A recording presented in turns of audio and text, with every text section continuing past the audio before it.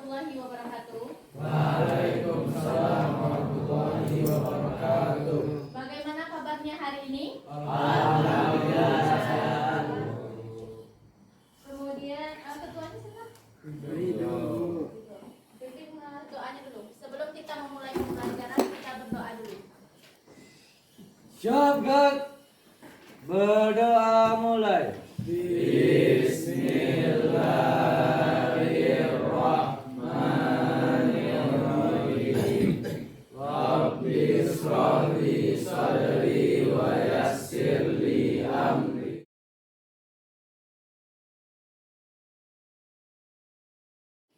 Sebelum kita mulai kegiatan pembelajaran, Ibu absen dulu.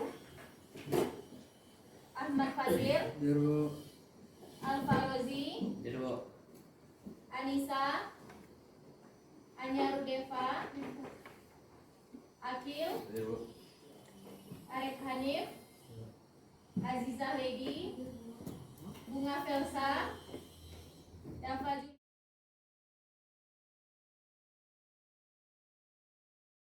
Selamat siang. Siang. Selamat siang. Siang. Pendidikan Pancasila. Pendidikan Pancasila. Pendidikan Pancasila. Saya suka. Yes. Sudah.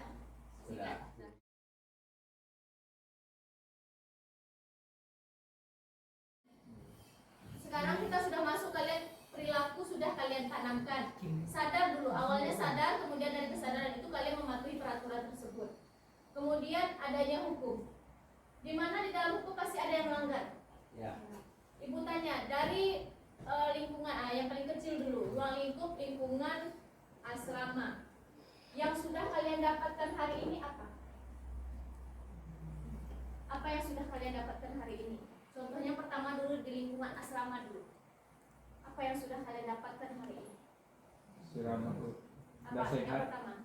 Air untuk mandi, Air untuk mandi, kemudian air untuk minum, kemudian Air untuk makan, ya air untuk mencuci, makan, minum, penerangan hak Bu. untuk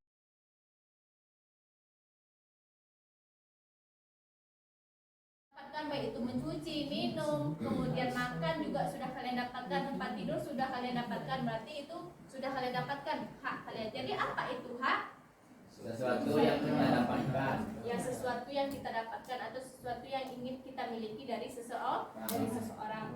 Tetapi hak sudah kalian dapatkan, apa kewajiban yang harus kalian lakukan? Kalau yang di asrama tadi dulu, Membersihkan kamar, ya benar. Satu, membersihkan kamar. Hak sudah kalian dapatkan, makan, minum, tempat tidur, mencuci atau air segala macam. Tapi kewajiban harus dilaksanakan. Apa kewajibannya? Yaitu membersihkan kamar, membuang sampah pada tempatnya, piket apalagi lorong. piket lorong. Itu suatu kewajiban. Jadi kalau diartikan apa itu kewajiban?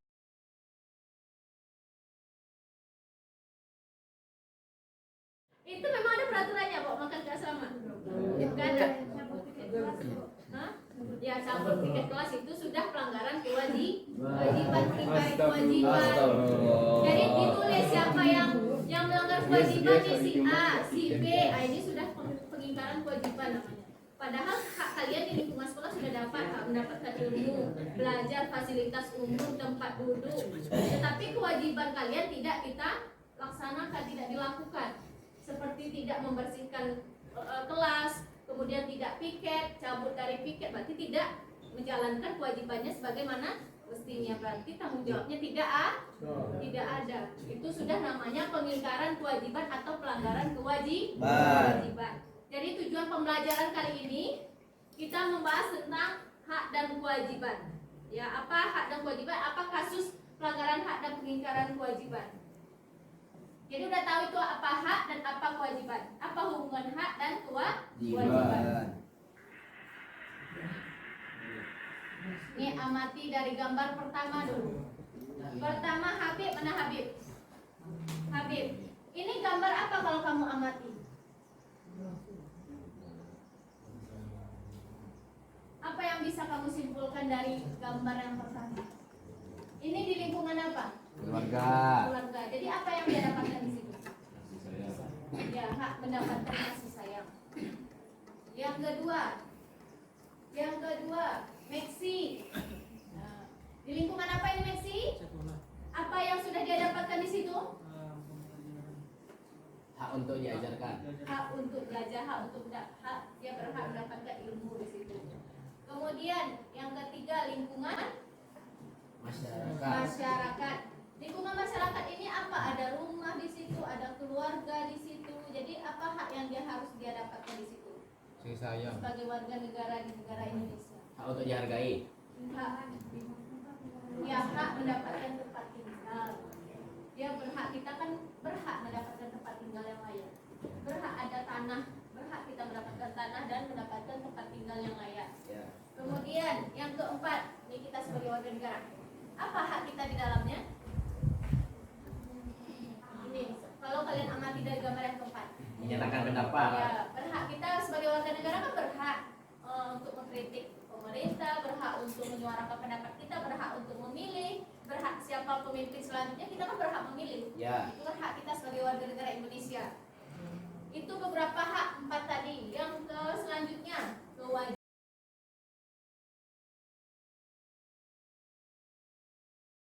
Ya, pelanggaran hak. Kalau diamati di sini, Fadila, mana Fadila? Gambar pertama, masalah apa ini? Pemulihan, perundungan, berarti apa yang dilanggar di situ? Haknya dilanggar. Padahal dia berhak. Kalau kita kan di lingkungan sekolah yang sama, berhak mendapatkan pendidikan, berhak bebas untuk kemana saja di sini di lingkungan sekolah, kemudian berhak untuk makan, minum, bebas bersosialisasi, tapi kita dibully. Itu berarti sudah melanggar hak orang lain. Kita sudah melakukan pelanggaran hak terhadap orang lain. Yang kedua, gambar salsabila. Gambar apa itu kalau kamu amati? Anak-anak pengemis. Ini pelanggaran hak atau pelanggaran kewajiban? Ya, pelanggaran hak. Apa yang dilanggar di situ haknya? Yang sudah haknya apa yang dilanggar? Hak apanya? Hak apanya? Ya, haknya sudah tidak didapatkan oleh pemerintah. Hak untuk hidup, hak untuk mendapatkan makanan, hak untuk mendapatkan tempat tinggal. Akhirnya apa? Ketika dia tidak mendapatkan kebutuhannya tersebut, apa akhirnya muncul? Mengemis akhirnya. Karena haknya tidak terpenuhi oleh pemerintah, oleh orang lain.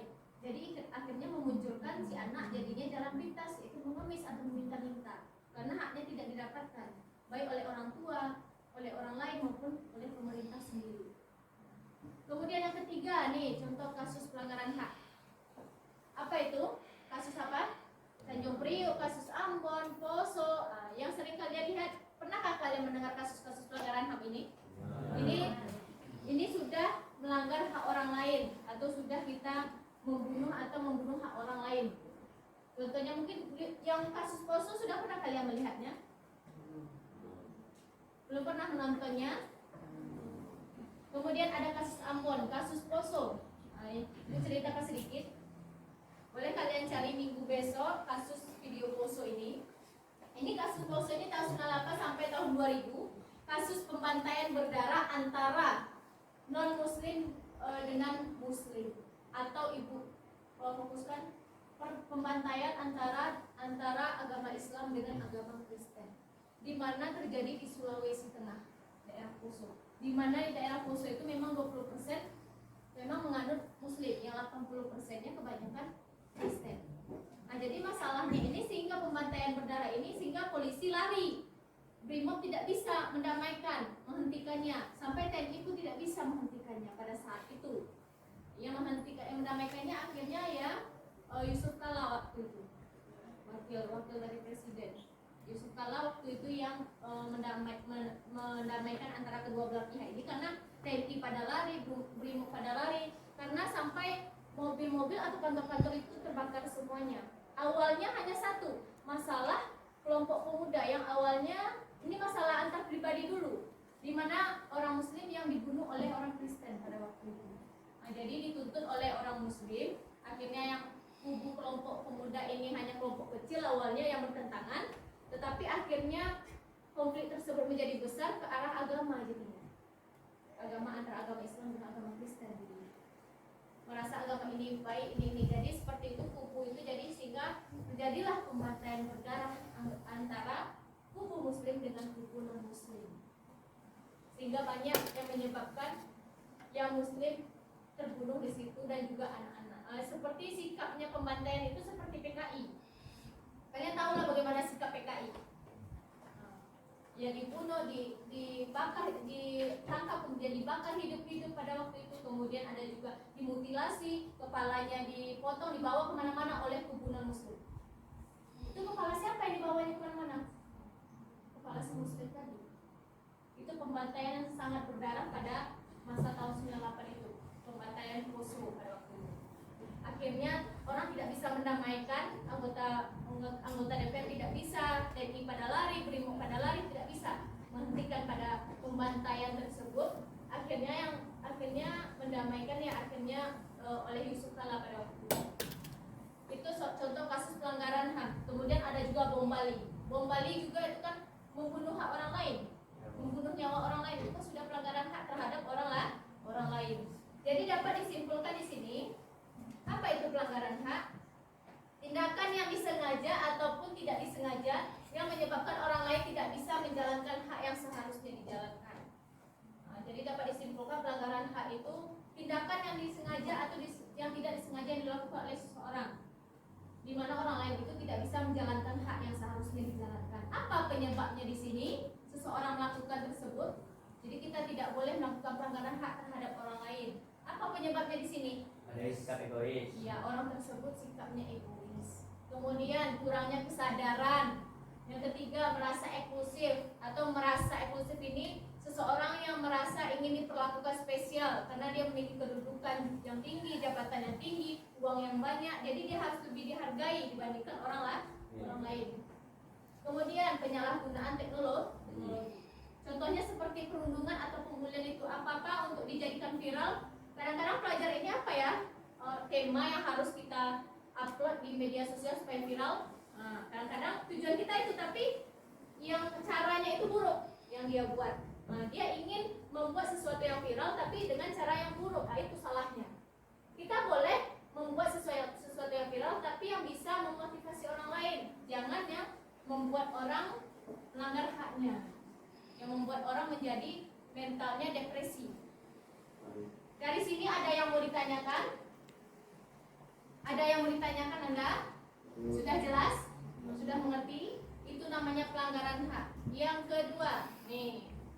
Tadi hak sudah dilanggar. Contoh-contohnya bukan itu contohkan tadi. Di sini apa yang dia langgar? Kewajibannya. Tadi hak, sekarang kewajibannya. Apa itu kewajiban yang dia langgar? Tidak memakai helm. Tidak memakai helm, kemudian bayar pajak tidak tepat waktu, nanti aja, nanti nunggak. Kemudian ada seseorang yang membuang sampah di sungai, akhirnya akan berdampak kepada orang lain. Biasanya kok hujan nanti terjadinya banjir akhirnya karena penumpukan sampah tadi di sungai. Kemudian yang keempat, ada siapa nih? Pelajar-pelajar yang mencoret-coret fasilitas umum atau mencoret-coret tembok di jalanan. Itu kan sudah merusak fasilitas umum. Karena yang akan mengunjungi negara kita kan bukan asli negara sendiri, tetapi negara lain akan mengunjungi negara kita. Kalau dia melihat tembok-tembok di jalanan itu penuh dengan coret-coretan yang sangat buruk di mata dunia, itu kewajiban yang sudah dilanggar oleh para pelajar atau para masyarakat. Jadi disimpulkan di sini, apa itu pengingkaran kewajiban? Apa pengingkaran kewajiban? Tidak melaksanakan kewajiban yang seharusnya dilakukan oleh seseorang. Sudah ada nih peraturannya, tetapi tidak dilaksanakan. Itu sudah namanya pengingkaran kewajiban. Apa penyebabnya di sini? Tidak peduli terhadap sekitar. Padahal contohnya membuang sampah ke sungai ini, apakah ada dampak terhadap dirinya nanti? Ada. Apa dampaknya? Ya banjir, kemudian penumpukan sampah, udara tercemar, kan merugikan diri sendiri dan juga orang lain. Kemudian kesombongan nih, sombong, merasa dirinya lebih baik dibandingkan orang lain. Jadi dia merasa hebat karena jabatannya tinggi, uangnya banyak, kedudukannya lebih tinggi. Jadi dia tidak akan mematuhi peraturan yang ada. Dengan uang bisa segalanya. Nah, seperti itu. Kemudian yang ketiga, kepentingan pribadi dan golongan. Karena adanya kepentingan pribadi, jadi dia tidak memperdulikan orang lain. Kemudian kurangnya pengetahuan. Itu salah satu beberapa penyebab terjadinya pengingkaran kewajiban atau pelanggaran kewajiban. Itu beberapa contoh yang dicontohkan. Berarti kalian tahulah ada beberapa contoh yang sering kalian lakukan di kehidupan sehari-hari. Apa hak yang sudah kalian dapatkan? Apa kewajiban yang sering kalian lakukan? Kemudian ada di pengingkaran kewajiban ini sudah mengerti? Ada yang mau ditanyakan? Tidak? Kita lanjut. Ada pelanggaran hak, ada pengingkaran. Bagaimana upaya penyelesaiannya kasus ini? Yang pertama pencegahannya dulu sebelum kita untuk mengadilinya. Pencegahannya yang pertama dulu ditanamkan diri sendiri dulu, kesadaran dulu. Kemudian baru sosialisasi ke masyarakat bagaimana pelanggaran hak dan pengingkaran kewajiban itu. Setelah dicegah dengan itu, kalau tidak mempan juga dengan hukum lagi. Dengan hukum apa? Ya diadili. Yang melanggar hak diadili secara hukum, ada sanksinya, itu tindak pidana. Kalau yang masalah harta warisan, perebutan hak, nanti diadili di mana? Di tindak pidana. Kemudian yang ketiga,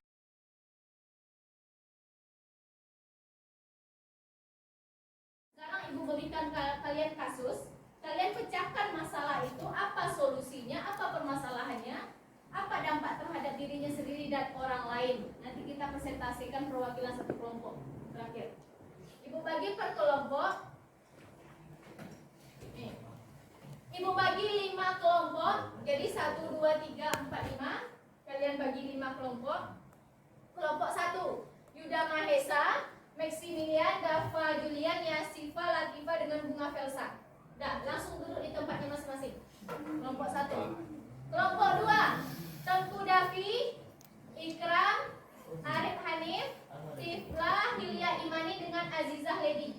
Itu kelompok 2.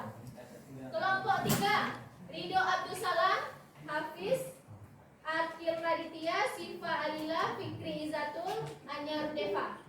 Itu kelompok 3. Kelompok 4, Muhammad Ghazi, Habib Abdillah, Alfarozi, Salsabila, Fatimah dengan Anissa, Salsabila. Kemudian kelompok 5, Muhammad Al-Farabi, Fahri Akbar, Ahmad Fatir, Nuha Khaira dengan Fadila Rida. Itu kelompok 5. Dan masing-masing duduk di kelompoknya masing-masing.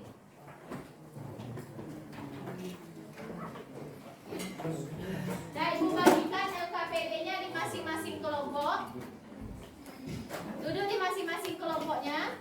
Nanti hasil jawaban ini boleh kalian tuangkan berupa PPT, boleh berupa di lembar jawaban, boleh kalian tampilkan berupa yang fokus nanti itu presentasi. Ya, berbaris saja supaya muat. Ke 5 kelompok. 1, 2, 3, 4. Berarti ini aja lah bagi 2 ya. Bagi 2 yang di belakang. Ini berarti ini kelompok 1, ini kelompok 2, kelompok 3, itu kelompok 4, kelompok 5. Kok bisa dibagi 2 di belakang?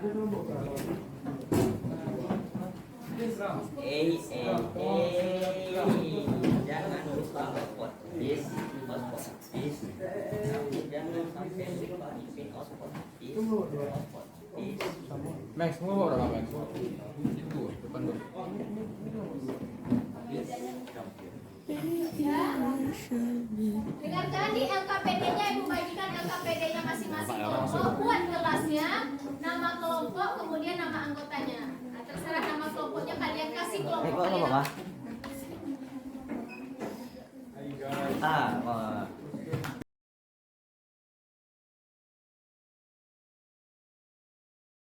Tiga kasus. Nah, kalian pilih salah satunya. Salah satunya, kan ada 3 kasus tuh. Kalian pilih salah satunya saja, satu saja. Apa permasalahannya? Kalian jawab pertanyaannya.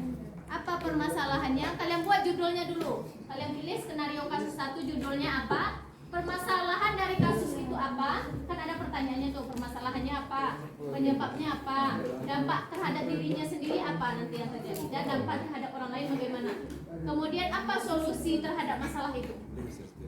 Apa solusinya?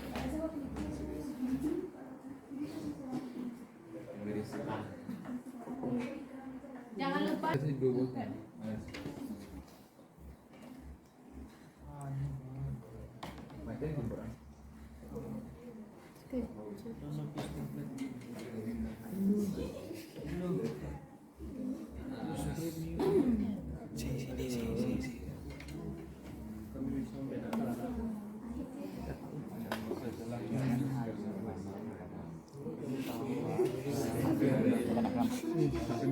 itu jalan.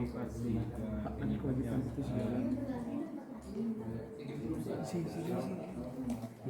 Penyebabnya apa tuh?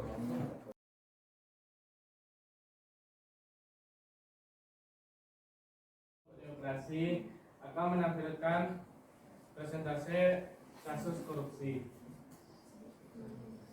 Perkenalkan, saya Arifin Fadulza.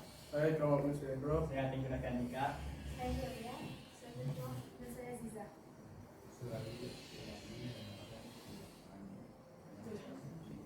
Jadi kami telah berbicara, adakah yang seragam korupsi ini? Tentu tidak ada, karena korupsi itu mengambil hak orang lain. Tentu saja, tidak saja hak orang lain, juga melanggar UUD NRI tahun 1945.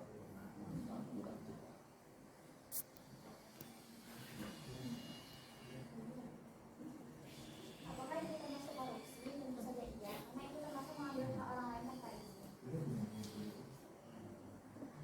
Bagaimana sudut pandang kalian terhadap korupsi di kalangan pelajar? Kelompok kami berpendapat bahwa tindakan tersebut merupakan tindakan tercela dan tidak bermoral. Tidak wajar sekali hal ini terjadi di generasi muda. Sudah menumbuhkan benih korupsi sejak usia dini. Bagaimana solusi atas permasalahan tersebut? Pertama, mendekatkan diri kepada Tuhan Yang Maha Esa. Kedua, menumbuhkan sikap jujur dan amanah yang tertanam dalam profil pelajar Pancasila. Tiga, memberikan sosialisasi gerakan anti korupsi kepada pelajar. Empat, meningkatkan kebersamaan antar sesama. Lima, menyadari apa yang menjadi hak kita dan hak orang lain.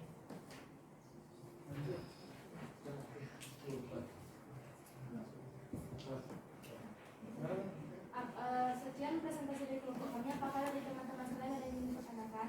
Simak 3 pertanyaan. Simak 3 pertanyaan. Silakan Pak Ari. Ditulis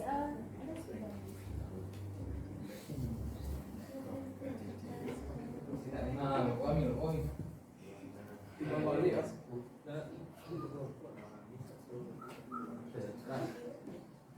Kalian berkelompok ya, teman.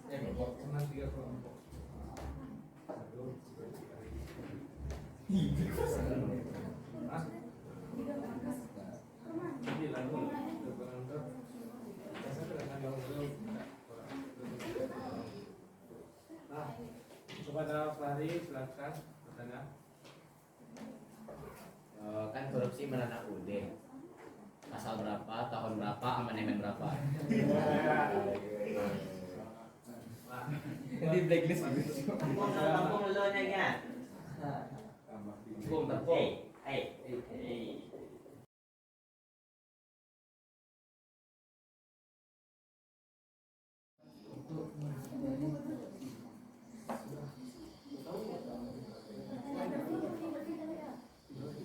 Baiklah, pertanyaan nomor 1, dikarenakan ada masalah internet, jadi kami sendiri pun tidak bisa mengakses pasal selama dan berapa. Jadi apakah ada dari teman-teman sekalian yang ingin membantu pertanyaan?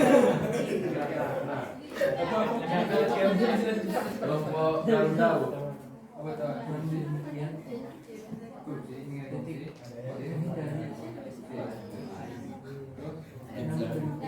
Jadi undang-undang tentang korupsi itu ada di pasal 31 Undang-undang nomor 31 tahun 1999 amandemen 1 dan pasal nomor 20 tahun 2001 amandemen 2. Yang ketiga. Selamat amandemen, selamat amandemen. Apakah Fahri sudah paham? Apakah Fahri sudah paham? Selanjutnya kita lakukan pertanyaan yang kedua. Akan menjawab pertanyaan nomor 3 dari FA, yaitu apakah motif belajar dan motif pemerintah itu sama terkait korupsi? Motif itu sebenarnya sama, yaitu motif korupsi dan mencari keuntungan, tapi tidak diketahui orang lain, yaitu mengambil hak orang lain. Sebenarnya motifnya sama, cuma skalanya saja yang beda. Kalau korupsi pelajar itu skala kecil, yang mini-mini gitu. Tapi kalau korupsi negara ini udah menyangkut tentang aset pendapatan negara, jadi cuma skalanya yang berbeda, tapi motifnya sama. Paham?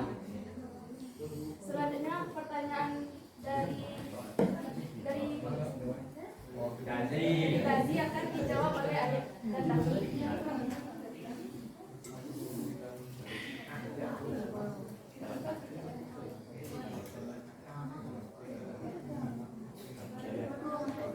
Satu, dua.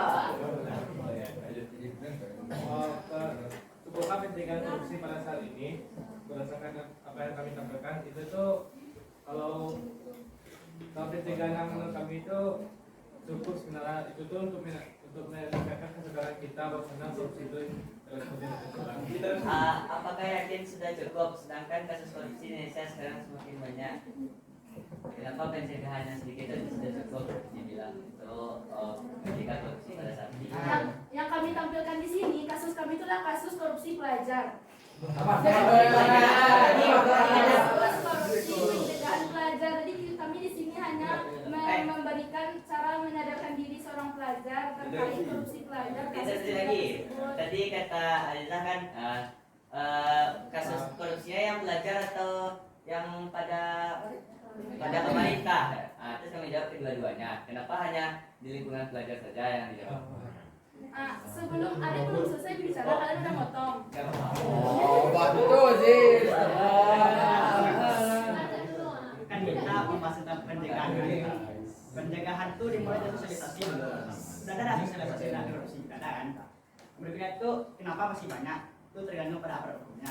Misalnya teman-teman aparat hukum itu naruh hukuman pada koruptor ini masih rendah. Jadi kayak mereka tuh nggak takut kalau korupsi paling di sini ya, paling ini ya.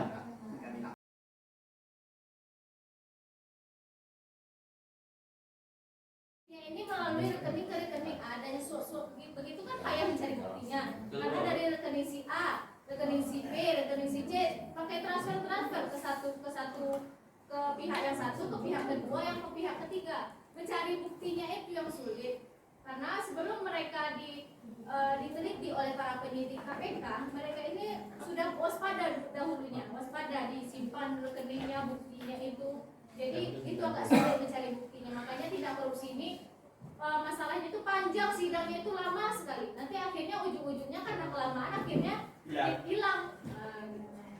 Karena untuk pertemuan selanjutnya juga kita membahas tentang hak dan kewajiban sebagai masyarakat global. Ada yang mau ditanyakan sampai di sini? Tidak. Jadi LKPD-nya dikumpulkan. Sudah selesai? Sini lanjut ke depan. Ya, minggu depan.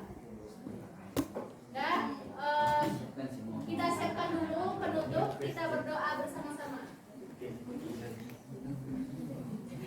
Berdoa mengucapkan rasa syukur.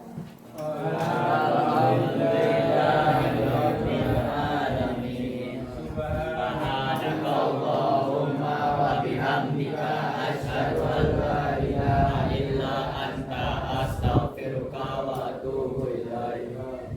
ucapkan salam. Wassalam.